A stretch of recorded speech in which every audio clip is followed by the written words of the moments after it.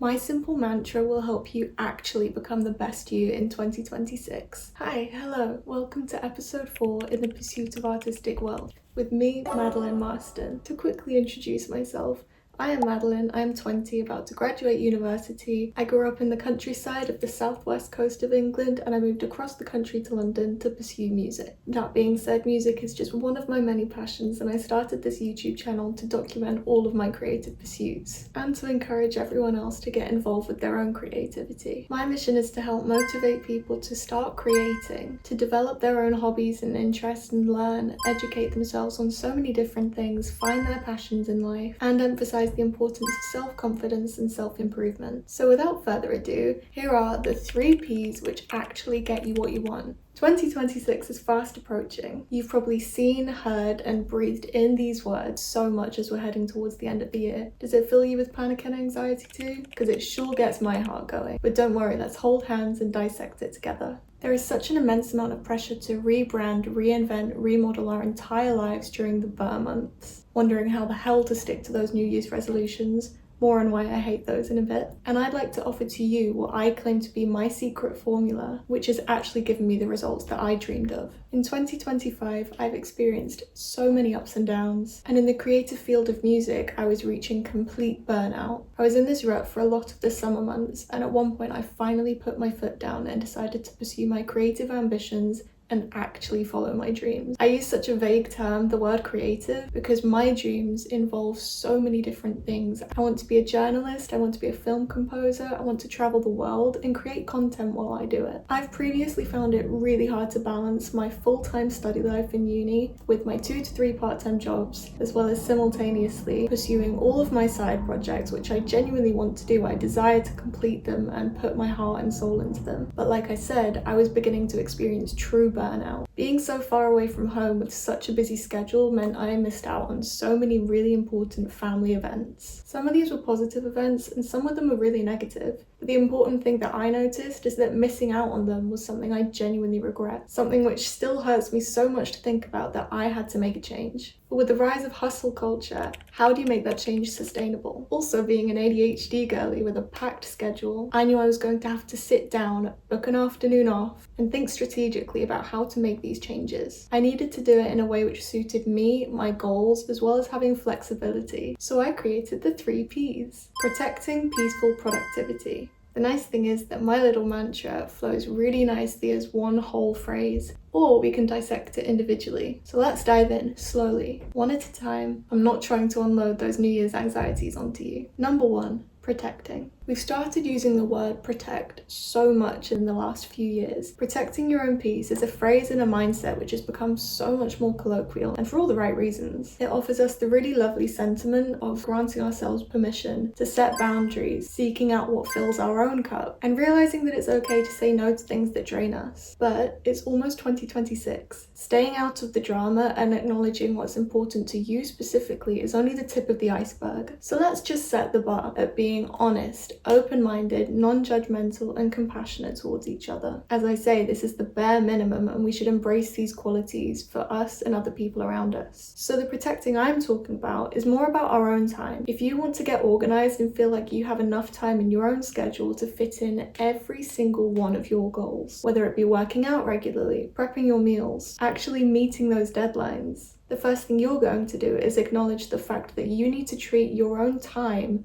with respect. Be your own PA. Notice how the people you look up to most, the people that seem to have their lives together, have their schedules mapped out. They know what they're doing next. They know what each hour of the day entails. And let's be honest, their screen time is probably a bit lower too. So if you want to start meal prepping, for example, you need to set aside the time to actually do it. Instead of hoping that that time just comes about for you, you can say to yourself that every Sunday between 12 and 2 p.m, I will make one lunch times 5 for the week, and then protect that time. Protect that appointment in your schedule like you would any other, like a doctor's appointment, like a therapy appointment. It is booked in. Your time is precious and it probably feels like it's constantly slipping through your fingers. So protect it. Side note, your brain will automatically start clocking this as self-care. So each time you keep that promise to yourself, you're actually getting bonus points for your mental health. Number 2. Peaceful. There is a stereotype of romanticizing running away to the south of France for a simple life.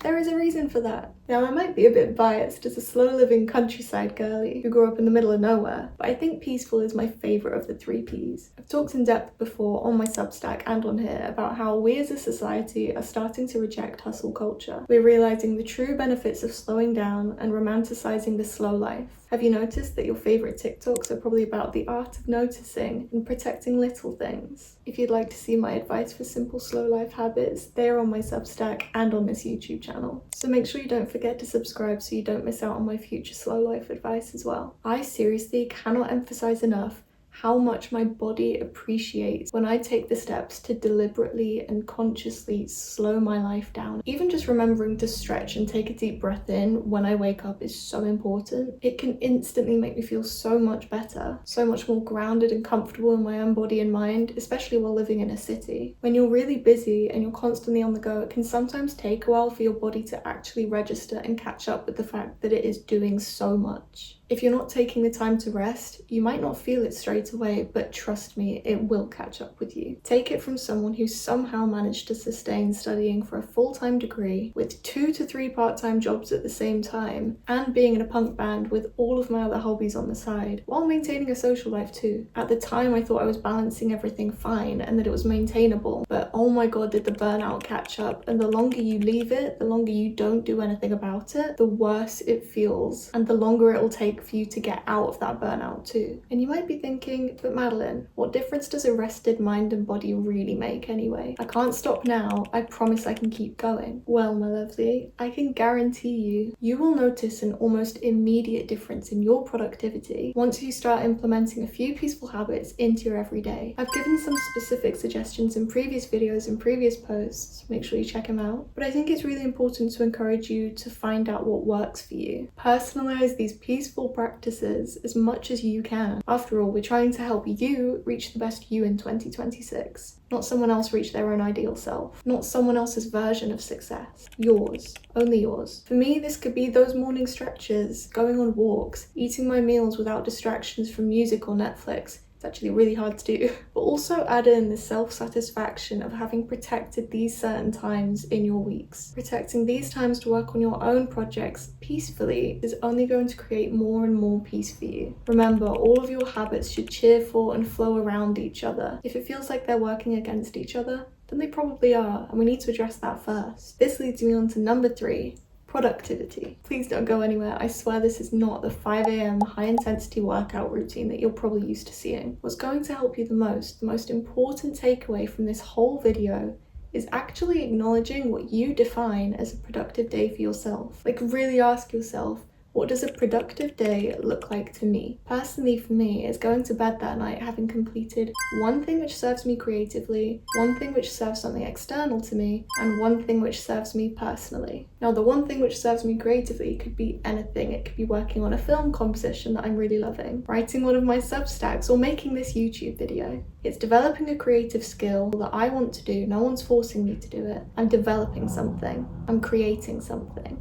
The thing that serves something external to me could be anything that I kind of don't really want to do, something I probably wouldn't choose for myself. This can be my uni assignments, admin tasks, anything for my jobs, just things that I probably wouldn't choose to do but need to get done. And finally, the thing that serves me personally is something like taking a walk, reading a book, something which is very personal to me, mostly done alone, and really brings value to my well-being. I think this is what I define as a baseline for what's a really productive day to me. I feel really fulfilled, like I've done a lot and done enough without doing too much in the day. But realize this, those 3 things that I've just listed, they're vague enough to be flexible. They're not time sensitive or particularly measurable. They don't even have to mean full completion from start to finish. For example, if I'm working on a film score or an essay for uni, I'm not putting the pressure on myself to finish those things. If all I did was open a Word document and add a title, that's still progress. Life happens, things come up, plans change, and as I've talked about, I needed to make this as flexible as I can. If I needed to go home and visit my family, if I needed to make plans with friends, for genuine reasons, then I absolutely could. That flexibility is so valuable to me. Acknowledging that and realizing what works for you is so crucial if you want to be the best you in 2026. This all or nothing mindset is the reason that most strict workout routines and New Year's resolutions don't last beyond a couple weeks in January. ordinary. They don't allow for the unpredictable to get in the way, and you need to allow for that to happen. So I need to remind you to reframe all of those unrealistic, high-pressure associations you have with the word